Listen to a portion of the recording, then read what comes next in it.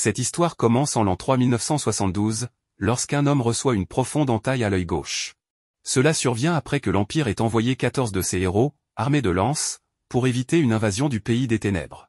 Cet homme, furieux, reproche à ses compagnons d'agir ainsi malgré leur camaraderie, mais les 7 héros restants observent les 3 corps sans vie à proximité et lui annoncent qu'ils recevront l'honneur à sa place, car il sera exécuté pour trahison envers l'Empire. Ainsi commence leur quête, en pleine période de prospérité. 20 ans plus tard, dans la ville de Rield, où la sécurité est très stricte, une jeune fille se cache dans un chariot. Elle espère bientôt atteindre le port et traverser la frontière pour rejoindre l'autre côté de la ville, où se trouvent les 7 héros. Cependant, peu après, Racheb, le moine-chef, annonce à tous qu'une exécution de clandestin sera réalisée. Il feint de ne pas apprécier cette tâche, bien que son regard révèle qu'il la savoure, justifiant ses actions par la nécessité de protéger la frontière. Il précise que les personnes souhaitant voyager doivent demander un laissez-passer au monastère. Pendant ce temps, un guerrier observe la scène depuis les hauteurs. Peu après, Racheb découvre l'un de ses gardes avec une jeune fille qui pleure et implore de l'aide. Le garde affirme qu'il s'agit d'une clandestine, mais la fille continue de pleurer. Racheb, impassible, déclare qu'elle connaîtra le même sort que les 4 précédents. C'est alors que notre protagoniste, Coinzel, arrive en l'appelant par le nom de Pipi, ce qui la surprend, car elle ne le connaît pas et ce n'est pas son nom. Coinzel la réprimande pour ne pas s'être rendu là où il lui avait dit, puis la libère des mains du garde. Racheb demande à Coinzel qui il est. Coinzel ment en prétendant être son frère, mais le moine ne le croit pas et annonce que les deux seront exécutés. Avant que Coinzel ne dégaine son épée, le guerrier observateur intervient, s'excusant pour les ennuis causés par ces jeunes. Il s'approche de Racheb et lui offre 5 pièces d'or pour obtenir son aide. Séduit par l'argent, Racheb accepte et les laisse partir, en déclarant qu'il semble rempli de vertu. Quelques minutes plus tard, Pipi remercie Coinzel de lui avoir sauvé la vie, mais il la réprimande doucement. Il lui explique qu'il était également dans ce chariot et prévoyait de passer la frontière incognito, mais son intervention a fait échouer son plan. L'homme leur dit que leurs projets sont naïfs et qu'ils n'arriveront jamais de l'autre côté ainsi. Il leur raconte qu'il a dû payer une importante somme d'argent à un contrebandier pour organiser son passage et qu'il ne veut pas que leurs actions imprudentes ruinent ses efforts. Il appelle Coinzel petit héros, ce qui intrigue ce dernier. L'homme explique que ceux qui aspirent à rejoindre l'autre côté pour devenir comme les 7 héros sont appelés ainsi. Coinzel et Pipi demandent des informations sur le contrebandier. L'homme leur demande quelles raisons importantes ils ont pour vouloir partir. Pipi lui confie qu'elle n'a plus rien ici, ayant tout perdu. À ce moment, Coinzel entend 13 personnes approcher. Réagissant rapidement, il jette Pipi dans un canal d'eau pour la cacher, puis demande à l'homme s'il a une épée. Les 13 moines guerriers les encerclent. L'homme est impressionné par l'ouïe fine de Coinzel, mais les gardes déclarent que, bien que leur chef ait été convaincu par leur vertu, eux ne le sont pas. Notre protagoniste ne comprend pas, et Vido lui explique que le monastère est celui qui surveille l'entrée de la frontière et délivre des laissez-passer de voyage en échange de vertus, qui sont en réalité des pots de vin à l'église. Ainsi, il demande davantage d'argent. Les gardes lui disent que, comme il a déjà donné une somme importante au prêtre, il suppose qu'il a beaucoup plus à offrir, et il se lance à l'attaque pour lui prendre tout ce qu'il possède. Mais en une fraction de seconde, notre protagoniste traverse l'un des moines, laissant Vido stupéfait, car il l'a tranché en deux avec une facilité déconcertante. Vido commence à penser que c'est ce guerrier dont on parle, bien qu'il doute, car si ce dernier était aussi fort, il ne devrait pas lui permettre de s'approcher. En quelques secondes, notre protagoniste élimine tous les moines guerriers et les jette dans le canal pour effacer les traces de ce qui vient de se passer. Vido, stupéfait, lui demande qui il est, mais notre protagoniste répond simplement qu'il est un petit héros. Vido lui demande son aide, car il a besoin de l'accompagner. C'est alors que Pipi sort de l'eau, mécontente, mais notre protagoniste lui dit qu'il devrait partir, car il a conclu un pacte et ils iraient voir le contrebandier pour pouvoir passer de l'autre côté. Ainsi, tous se présentent, bien que notre protagoniste continue d'appeler la petite Pipi.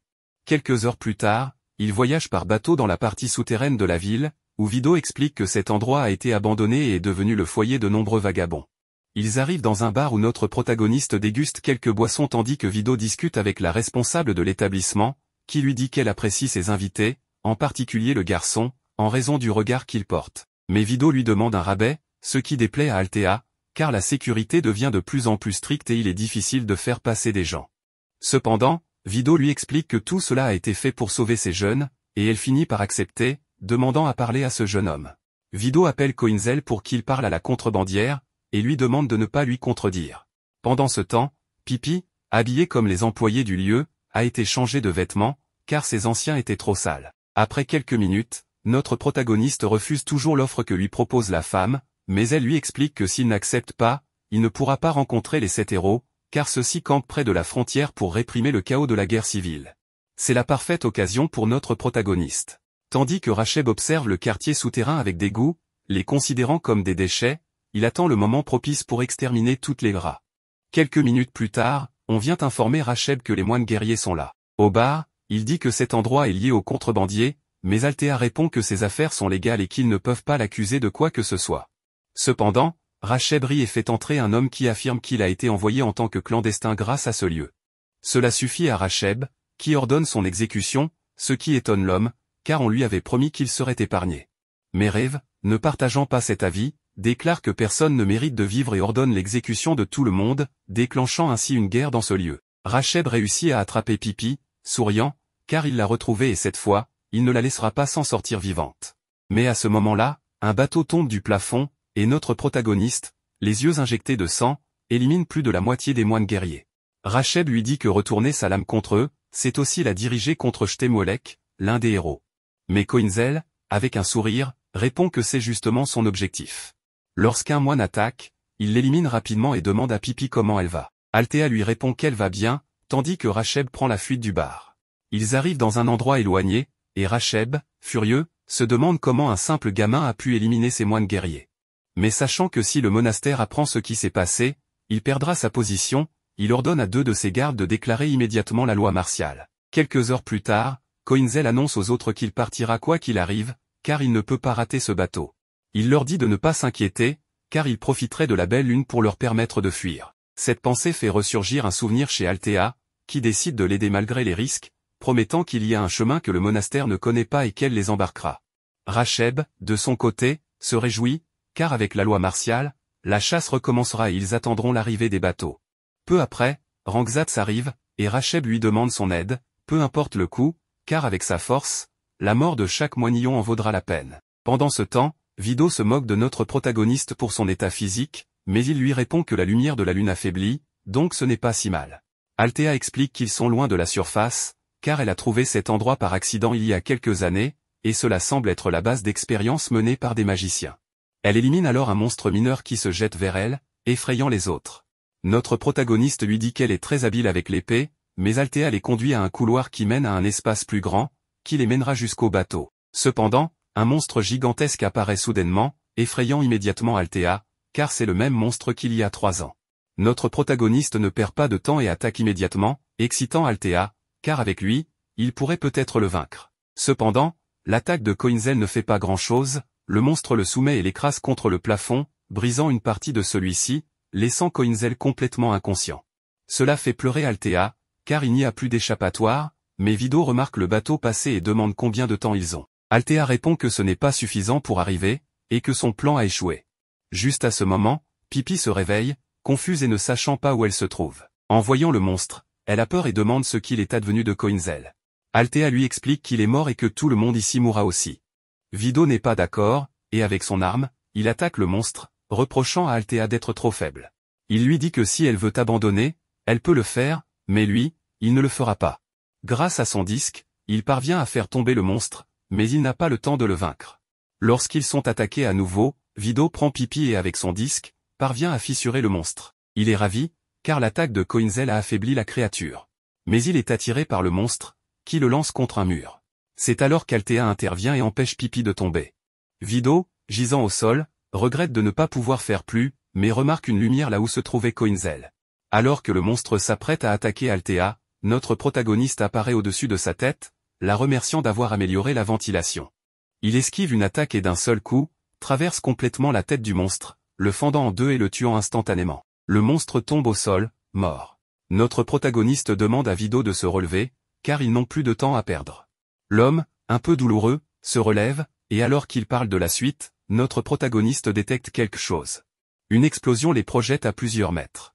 Quelques secondes plus tard, ils entendent le rire de Racheb, qui leur annonce qu'ils viennent de voir le pouvoir de l'épée noire, avec laquelle il apportera la justice divine pour détruire leurs âmes pourries. Notre protagoniste le défie du regard, alors que Racheb rit. Pendant ce temps, Rangzatz prépare sa prochaine attaque. Tout le monde est stupéfait et Vido ne comprend pas qui il est, mais Pipi et notre protagoniste commencent à entendre plusieurs voix de souffrance, comprenant que c'est cette épée qui génère ce bruit. Racheb rit et explique que Rangzatz était comme eux auparavant, mais qu'il s'est allié au monastère et a trouvé sa rédemption, ce qui lui a permis de découvrir leur stratégie. Cela met Althea en colère, car cela signifie que Rangzatz était auparavant un contrebandier et qu'il les trahit. Racheb leur dit qu'ils devraient se sentir coupables de voler l'argent qui devrait revenir à l'église, et il leur recommande de faire comme Rangzatz. Mais face à leur refus, il ordonne à Rangzatz de les éliminer. Rangzatz accepte, et son épée commence à accumuler son pouvoir, émettant des vagues sonores qui affectent notre protagoniste. Lorsqu'une sphère de pouvoir s'approche, notre protagoniste s'interpose et bloque ce qu'il peut avec son épée, provoquant une forte explosion qui surprend Rangzatz et Racheb.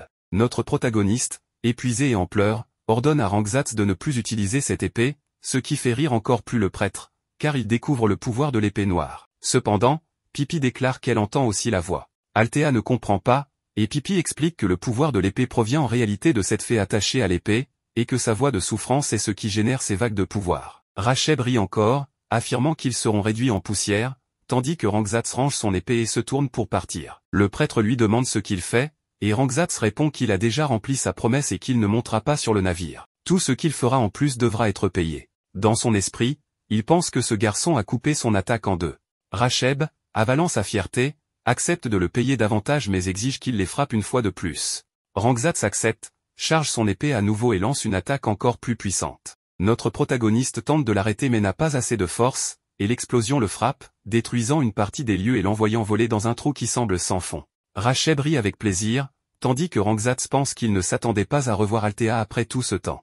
Quelques secondes plus tard, Vido soulève un morceau de débris et s'assure que les deux filles vont bien. Il dit qu'ils doivent partir rapidement pour atteindre ce navire et terminer leur mission. Cependant, Pipi insiste qu'ils ne peuvent pas abandonner Coinzel, mais Vido répond qu'il ne devrait pas s'inquiéter. S'il est bien celui qu'il pense, il s'en sortira sûrement. Pendant ce temps, notre protagoniste se réveille dans un endroit étrange, entendant la voix de Racheb, qui lui dit qu'il a beaucoup de malchance et que tout se terminera ici. Il ne pourra pas utiliser son pouvoir de la lune, car il est dans un endroit très éloigné. Racheb rit en présentant la confrérie des saints gardiens, qui protège l'endroit le plus profond du monastère. Bien qu'il trouve regrettable d'utiliser des guerriers d'un tel niveau contre un simple enfant qui a perdu ses pouvoirs lunaires, il considère cela comme une punition pour l'avoir ridiculisé. Pendant ce temps, notre protagoniste a un souvenir. Notre protagoniste avait une apparence différente il y a de nombreuses années. Un de ses compagnons l'avait averti qu'il serait en charge du rituel seul, et qu'il devait aller avec les autres pour accomplir leur mission, étant le plus puissant des épéistes.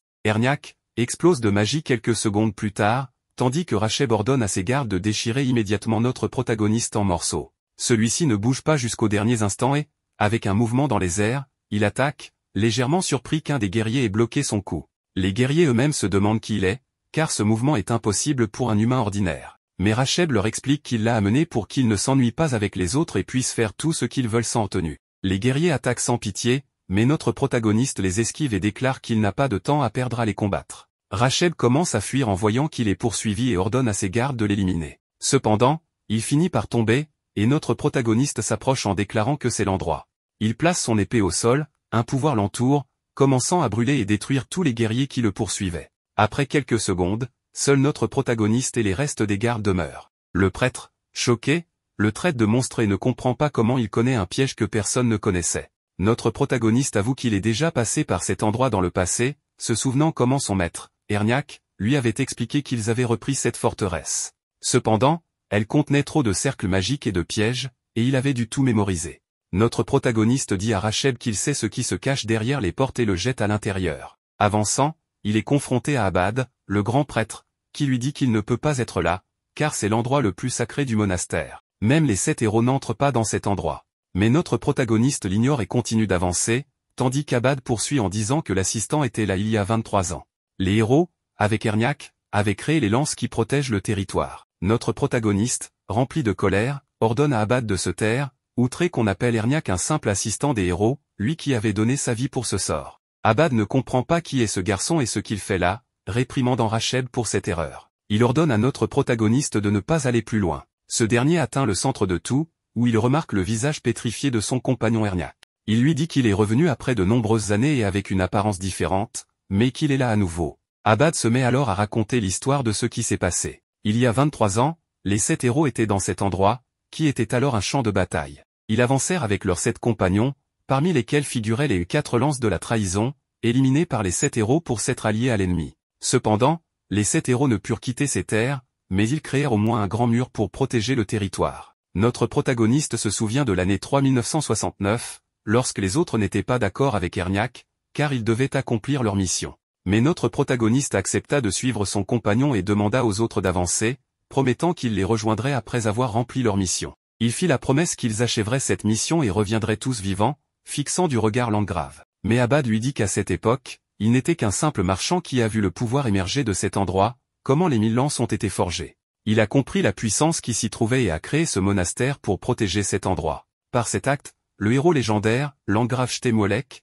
que nous appellerons mieux Stem, un titre signifiant quelque chose comme prince, lui a confié la supervision de la frontière. Notre protagoniste se met alors à rire, parlant à Erniak, car en revenant dans ce lieu après 20 ans, il découvre le titre donné à Stem. Cela lui semble incroyable, car il connaissait le bandit qui était si fier de la mission confiée par l'empereur. Cependant, il n'oubliera jamais une chose, la manière dont il riait toujours, même lorsqu'il était en train de le déchiqueter. Ce souvenir est ce qu'il garde le plus clairement, lui et les autres riaient avec excitation, sachant ce qu'ils allaient accomplir. Ils ont réduit Kfer, Gustave, Krantel et lui-même en morceaux, un acte qui les enthousiasmait au point de les faire hurler comme des maniaques. Ces souvenirs remplissent notre protagoniste d'un profond sentiment d'impuissance. Mais l'heure est venue de partir. Il remercie Erniak pour tout ce qu'il a fait et pour avoir tant protégé l'Empire, mais il doit maintenant passer à autre chose. Il libère son épée, ce qui effraie Abad, qui ordonne à Racheb de l'éliminer avec une grande colère. Abad tente une attaque désespérée, mais notre protagoniste la bloque et détruit immédiatement la rune magique,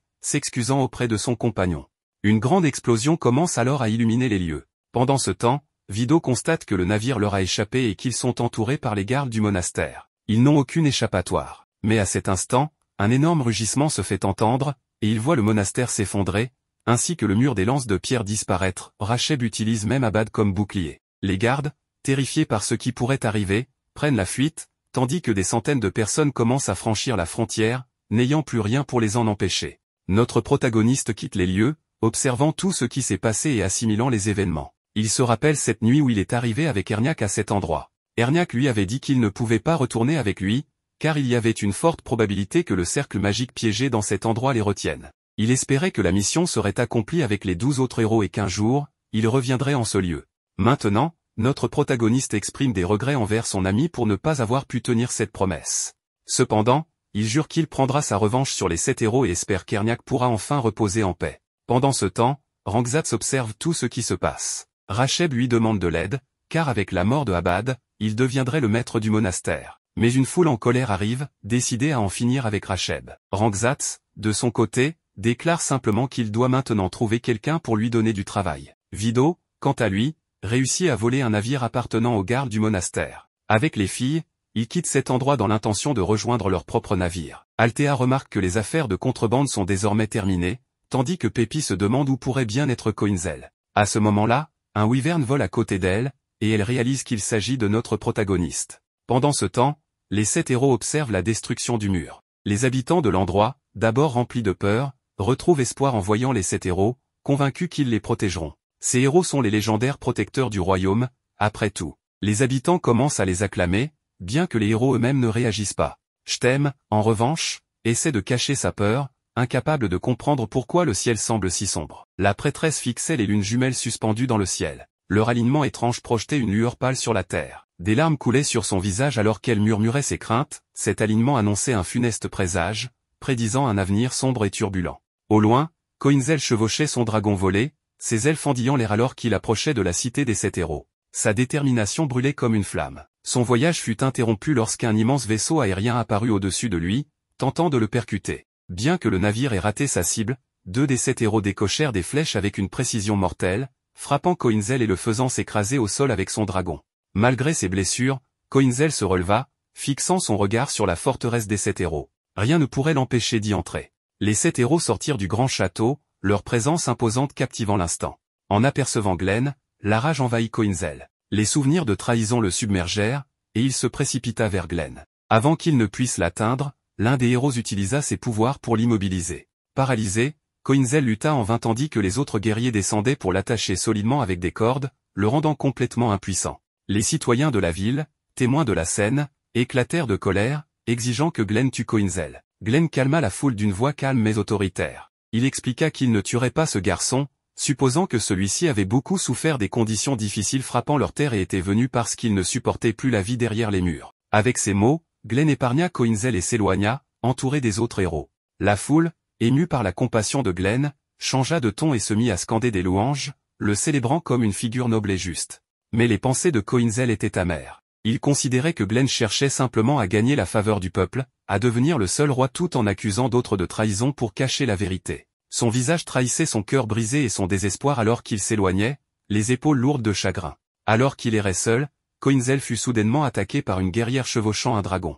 Le dragon plongea, ses mâchoires massives se refermant sur Coinzel et l'emportant dans les airs. Non loin, Althea, Pippi et Vido observaient depuis leur vaisseau. Lorsque le dragon heurta violemment leur navire, ébranlant l'équipage, Vido repéra Coinzel coincé dans les mâchoires de la créature et réagit sans hésiter. Il se lança sur la cavalière du dragon, les faisant tous deux s'écraser au sol. Au sol, la guerrière se tourna pour attaquer Coinzel, mais avant qu'elle ne puisse frapper, Pippi s'interposa, son petit corps bloquant le chemin. La guerrière la menaça de mort si elle ne s'écartait pas, mais Pippi resta ferme, déclarant qu'elle ne bougerait pas, car Coinzel lui avait sauvé la vie et qu'elle lui devait tout. La guerrière, implacable, frappa Pippi avec le plat de son épée, la projetant au sol. Pippi s'effondra sur le corps inconscient de Coinzel, tentant désespérément de le réveiller. Vido, observant la scène, plissa les yeux. Quelque chose dans la tenue de la guerrière lui semblait familier. Alors qu'elle levait son épée pour porter un coup fatal à Coinzel, Vido l'interpella, l'appelant princesse. La guerrière s'arrêta en plein élan et se retourna pour le confronter. Vido lui demanda pourquoi elle portait une armure de vengeance. La princesse hésita avant d'expliquer ses raisons. En l'écoutant, l'expression de Vido passa à la stupeur. Il comprit que Coinzel avait tué leur Kratos.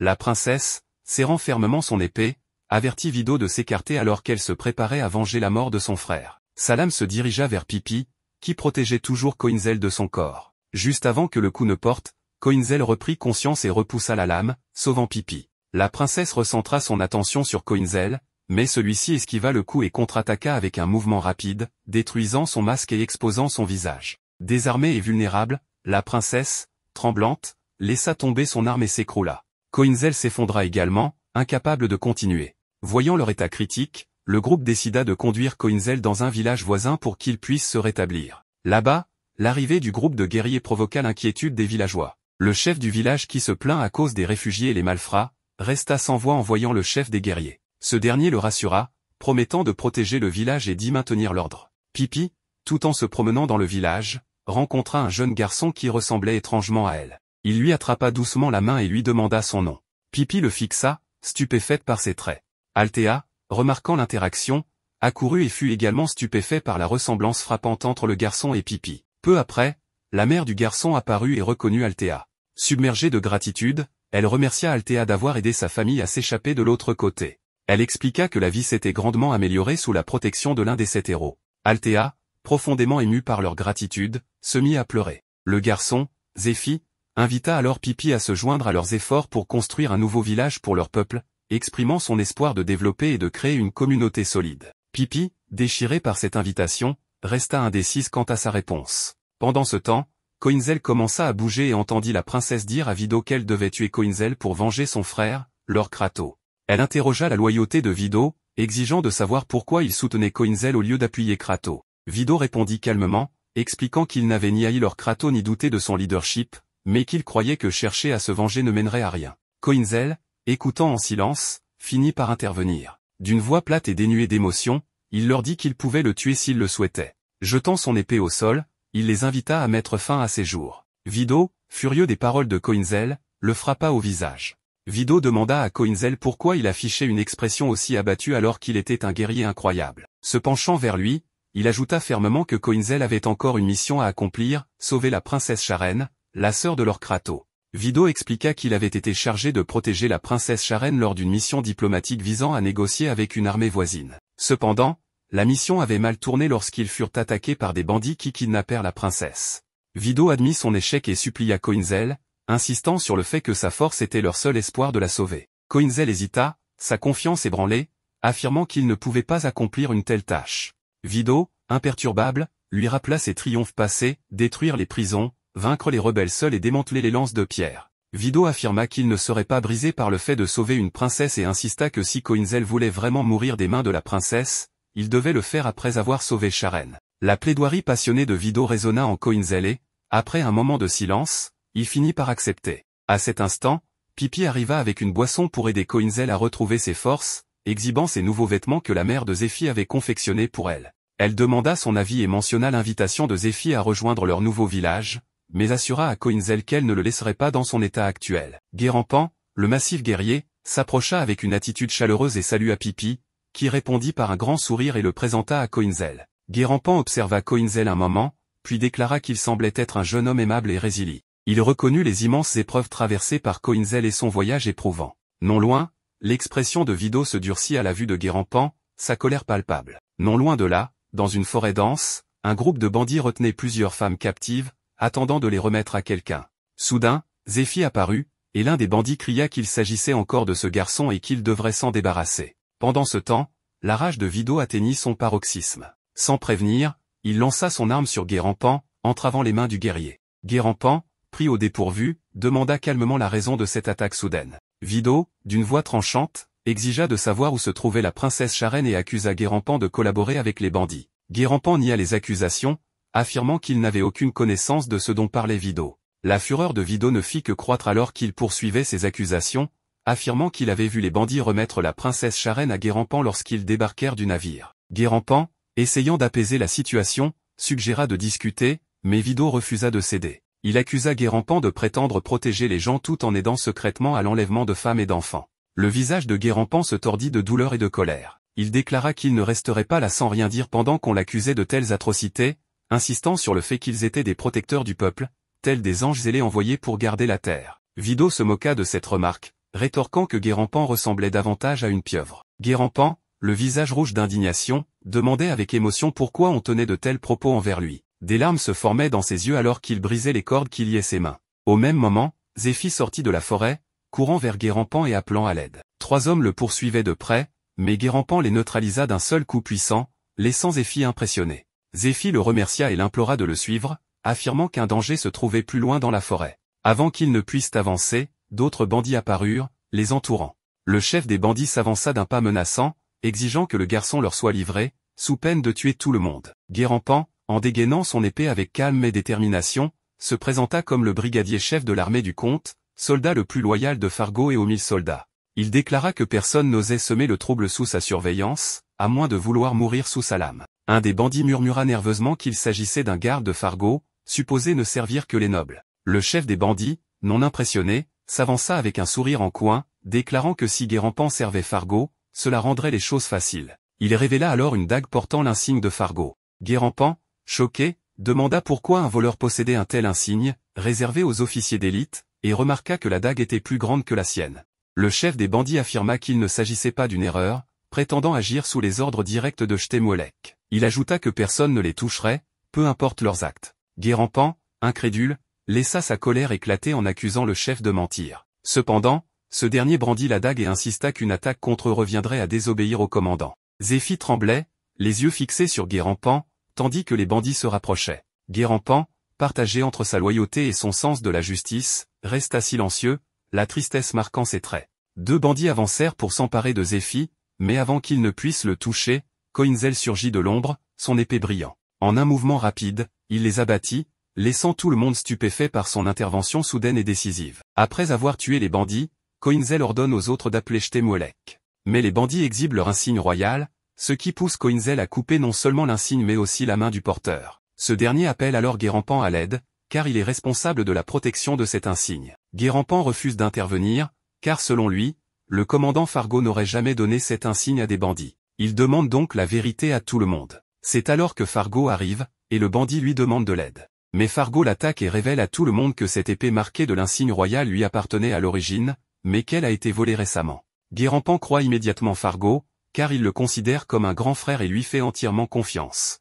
Ensuite, Fargo remercie Coinzel d'avoir éliminé les bandits et d'avoir ainsi protégé l'honneur de Chtemouelec. Guérampan et Fargo s'apprêtent à partir, mais Vidot les arrête, car il ne leur fait toujours pas confiance. Il les interroge alors sur Charène, la sœur de leur Crato. Fargo accepte d'emmener Vidot voir Charène, mais il explique qu'il ne peut pas encore la leur rendre, car il a besoin d'elle pour discuter avec les différents territoires frontaliers afin de protéger les personnes dotées de pouvoirs spéciaux. Cependant, il accepte de leur permettre de la voir chez le maire. Vido informe Althea de cette proposition et exprime encore ses doutes. Il ajoute que si Fargo tient parole, son voyage prendra fin et leurs chemins se sépareront. Cela attriste Pippi. Pendant ce temps, les bandits attendent toujours le retour de leurs compagnons. Mais Guérampan arrive et les élimine tous. Les filles que Guérampan était venu sauver commencent alors à avoir peur de lui. Lorsque Zéphie arrive, elle le remercie, ce qui rend Guérampan jaloux. Pauvre Guérampan, il a beau avoir un corps imposant, il a aussi un grand cœur. Ensuite, il est question de partir, mais Pippi attend le retour de tout le monde pour passer un dernier moment ensemble. Vido et Cucharundo vont voir Fargo,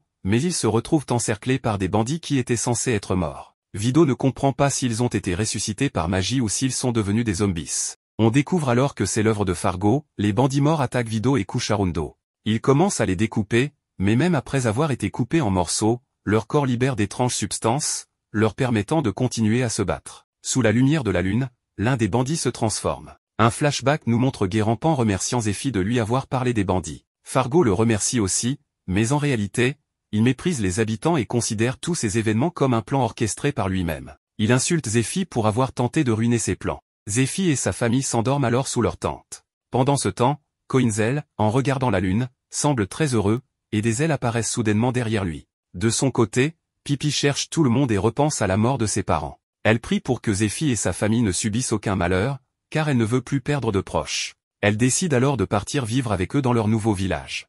Maintenant, Fargo s'apprête à tuer Zéphie. Fargo infiltre une tente et réveille les parents de Zéphie, ce qui l'oblige à les éliminer. Pippi, témoin de la scène, prend la fuite. Avant de mourir, le père de Zéphie arrache le masque de Fargo. Pendant ce temps, Coinzel perçoit la douleur de l'âme de Pippi sans en comprendre l'origine. Vido et Cucharundo sont en danger mais sont sauvés par l'animal de Cucharundo, qui les emmène hors du danger après une explosion.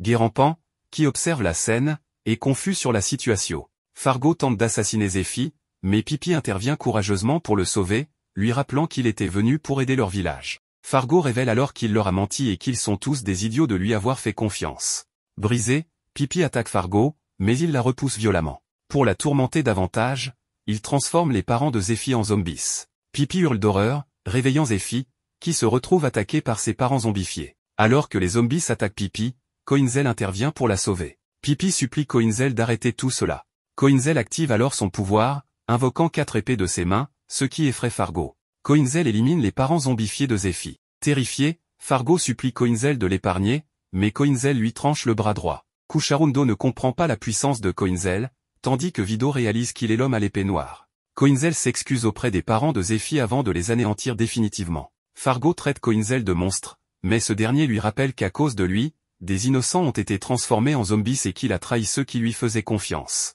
Fargo reste insensible, ce qui met Coinzel en colère. Il lui fait réaliser qu'il a souillé un lieu où de nombreux soldats ont sacrifié leur vie pour protéger les autres. Il jure de punir les 7 héros responsables de cette tragédie. Les réfugiés arrivés, trompés par Fargo, croient que Coinzel est un monstre qui veut lui faire du mal. Ils attaquent alors Coinzel. Vido et Cucharundo le sauvent en l'emportant avec eux.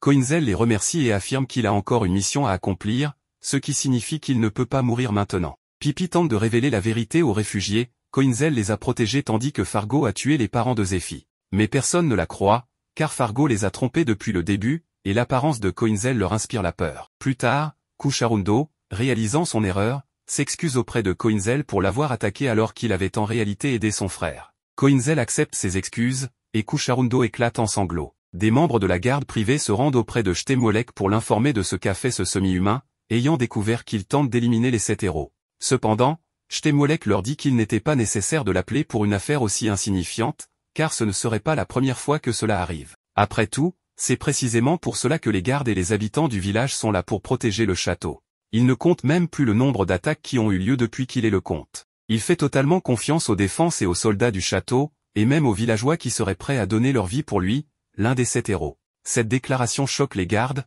et l'un d'eux se rappelle soudainement les paroles de Coinzel, ce qui le surprend, ne comprenant pas pourquoi elles restent si présentes dans son esprit. Quelques minutes plus tard, une urgence se présente à Chtemolek. Fargo, gravement blessé, apparaît devant lui, le laissant sous le choc. Quelques heures plus tard, tous les soldats et gardes du château se mettent en alerte, car leur ennemi ne tardera pas à arriver. On prévient qu'il est extrêmement dangereux, puisqu'il a réussi à couper un bras de Fargo. Ainsi, toutes les entrées sont renforcées et la vigilance est maximale. Rosen est impressionné par la préparation du comte. Il comprend maintenant que les soldats du château ne sont pas de simples bandits, mais des combattants extrêmement expérimentés, dotés d'une moralité inébranlable. Il se rend compte que leur rôle est de servir de bouclier, conformément à leur mission en tant que cette lance. Il espère qu'une fois Coinzel éliminé, tout reviendra à la normale, bien que sa camarade soit intriguée de le voir pleurer. Quelques minutes plus tard, les soldats aperçoivent dans le ciel le loup volant. Ils envoient immédiatement des dragons à sa poursuite, tandis que les archers se préparent à tirer. Vido demande à notre protagoniste s'il est sûr de lui, mais ce dernier lui répond qu'il s'y attendait et qu'il devait être prêt. La créature vole avec agilité, esquivant les flèches, mais dans le château, on donne l'ordre d'utiliser l'arme spéciale. Un gigantesque canon magique est déployé. Vido est stupéfait et demande si Coinzel l'avait prévu. Ce dernier confirme, tout en avouant être surpris par l'évolution du château. Pendant que les soldats préparent le tir de l'artillerie magique, il rappelle que cette arme a déjà décimé des armées et repoussé de nombreuses attaques. Cependant, certains trouvent excessif de l'utiliser contre un simple semi-humain, mais il faut démontrer leur puissance et punir ceux qui osent les défier. Pendant ce temps, Shtemolek remarque la poursuite et dit à Fargo que son corps devrait tenir malgré sa blessure. Il lui demande de s'asseoir et d'observer comment il corrige l'erreur qu'il a commise. La fille avec Coinzel remarque que les dragons les forcent à se diriger vers le canon. Mais notre protagoniste ne peut s'empêcher de repenser à l'époque où, avec Shtemolek, ils avaient été chargés de récupérer cette arme magique pour protéger l'empereur en pleine guerre. Il avait alors été surpris de voir Shtemolek maîtriser l'art de la pierre magique. Ce dernier lui avait répondu qu'il avait lui-même été étonné d'apprendre que le meilleur épéiste était le fils d'un forgeron. Revenant au présent, notre protagoniste continue de voler autour du château, tandis que les soldats défendent les remparts et tentent de le forcer à entrer dans la ligne de tir de l'artillerie. Le soldat en charge du canon reçoit l'ordre d'ouvrir les canaux d'eau du lac, qui se vident immédiatement, un signal indiquant que tout est prêt. Les archers et les dragons attaquent de concert. Notre protagoniste esquive du mieux qu'il peut, ce qui inquiète Vido, car il ne contre-attaque toujours pas. Coinzel, lui, observe avec admiration les guerriers, qui sont aussi courageux qu'autrefois et prêts à mourir pour l'empereur. Rosen remarque que notre protagoniste semble en difficulté, mais suppose qu'avec la puissance de la lune presque à son apogée, il pourrait atteindre son objectif s'il abandonnait ses compagnons pour attaquer directement le château. Pourtant, ce n'est pas une option.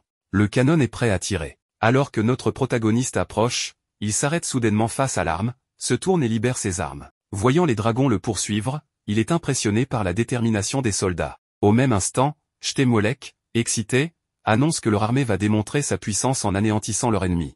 Le canon tire un rayon de lumière qui frappe directement notre protagoniste. Mais au lieu de fuir, il fonce droit vers le canon.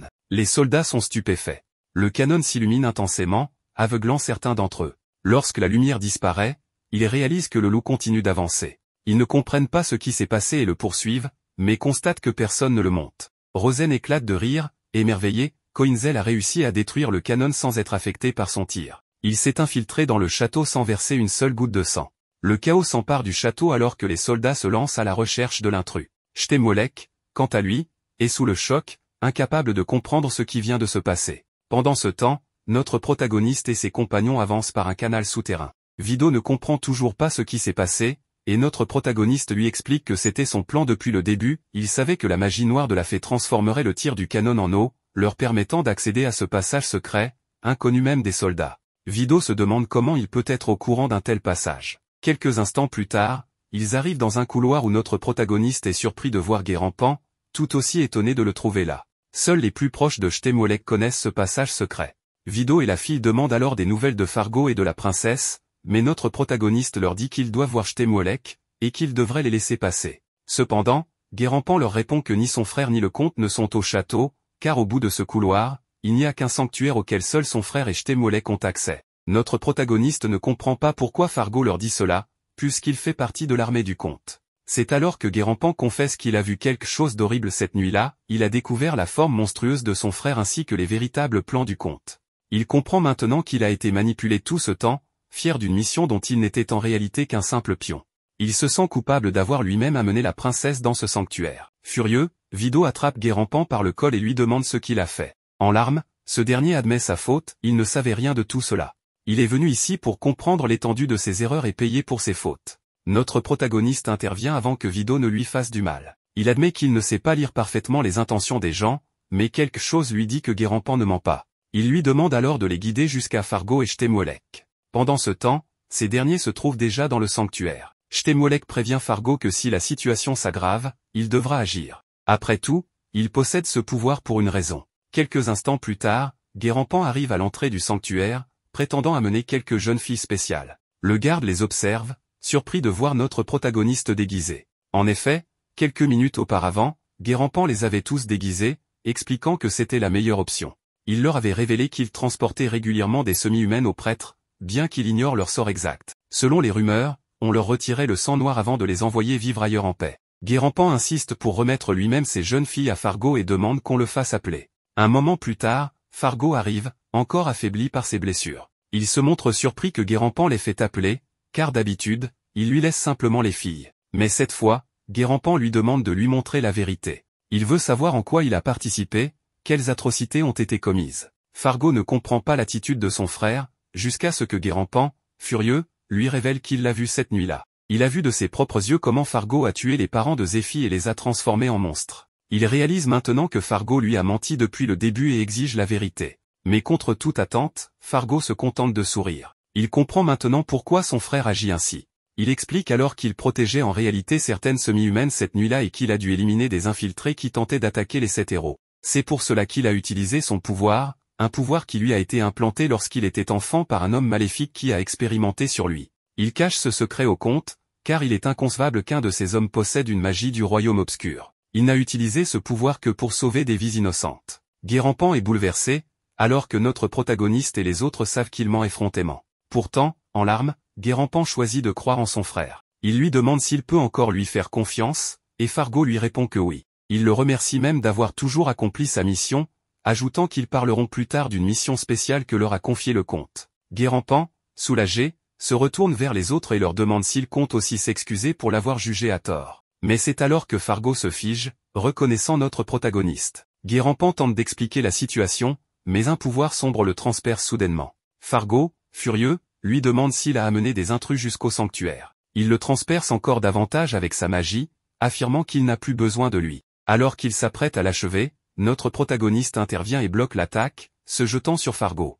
Ce dernier se défend du mieux qu'il peut, bien qu'agacé par la lenteur de son adversaire. Mais notre protagoniste est catégorique, il est temps de mettre fin à cette mascarade. Fargo accuse son frère de l'avoir trahi, mais notre protagoniste réplique que c'est sa propre faute, il aurait dû l'éliminer plus tôt. Pris au dépourvu, Fargo propose un marché, il leur livrera la princesse et, en échange, ils oublieront tout ce qui s'est passé. Après tout, Coinzel, le héros des frontières, ne devrait pas ternir sa réputation en attaquant le château du comte. Mais lorsque notre protagoniste apprend que la princesse est bien ici, il rejette immédiatement l'offre. Il annonce qu'il tuera Fargo, puis ira la sauver. Aucun compromis n'est possible, il doit aussi en finir avec Shtemwelek. Fargo, choqué, esquisse un sourire sinistre. Il regarde son frère et lui dit qu'il va enfin découvrir la vérité sur ce qui est arrivé à ces jeunes filles. Une énergie sombre jaillit de son corps, révélant les visages déformés des nombreuses victimes qui ont souffert entre ses mains.